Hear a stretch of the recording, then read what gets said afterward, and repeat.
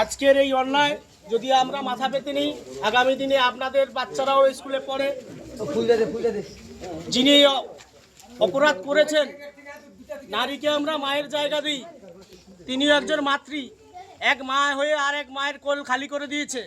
এই যন্ত্রণা বড় যন্ত্রণা। এই যন্ত্রণা আপনাদের একার যন্ত্রণা নয়, আমার একার যন্ত্রণা নয়।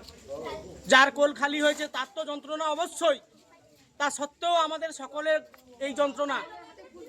এই অপরাধকে যদি মেনে নেওয়া যায় সমাজে, এর থেকে বৃহত্তর অপরাধ আগামী দিনে ঘটতে পারে।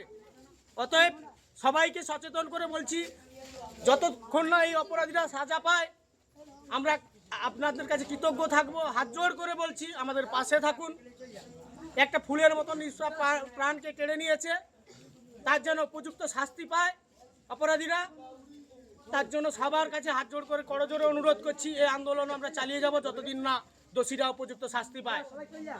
এই বলে আমি আমার ক্ষুদ্র কথা আপনাদের কাছে। আমাদের আন্দোলন চলবে, চলছে চলবে, চলছে চলবে, চলছে চলবে, চলছে চলবে, চলছে চলবে।